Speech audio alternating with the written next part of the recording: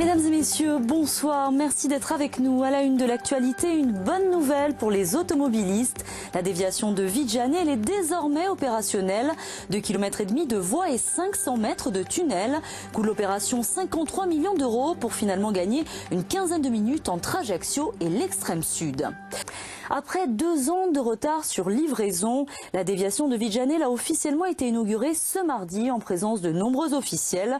Un chantier qui a rencontré bon nombre de problèmes et notamment le décès d'un ouvrier en 2014. Il devrait toutefois permettre aux automobilistes de rejoindre l'extrême sud plus rapidement. Reportage Florence Antomarque et Stéphane Agostini. Au nom du Père, du Fils et du Saint-Esprit. Amen. Il fallait vraiment avoir la foi pour espérer voir cette petite lumière au bout du tunnel. 25 ans après son inscription dans le schéma directeur des routes au temps de Jean Badiogne, la déviation de Propriano a été inaugurée ce matin. Un mot a été dit pour l'ouvrier mort au travail dans ce chantier en mai 2014.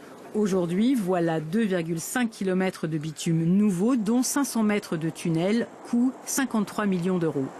C'est d'abord un ouvrage d'intérêt régional parce qu'il va permettre de gagner beaucoup de temps sur le trajet Ajaccio-Bonifacio. En hiver, le gain sera de 4-5 minutes, mais en période estivale, notamment entre le 10 juillet et le 20 août, vous gagnez facilement 3 quarts d'heure, pour ne pas dire plus, parce que les encombrements à partir de la plaine du Ritsane jusqu'à la plaine de Barci, des fois c'était même 1h30. 12 000 véhicules jour, dont de très nombreux poids lourds. C'est la fréquentation estivale moyenne que cette nouvelle route absorbera. La déviation de Propriano est donc réglée, mais un peu plus haut, celle d'Olmeto reste à faire. Elle aussi prioritaire depuis 1995, mais jamais validée. Un nouveau projet a été lancé. Normalement, les études finalisées devraient être présentées à la fin de l'année 2019, début 2020.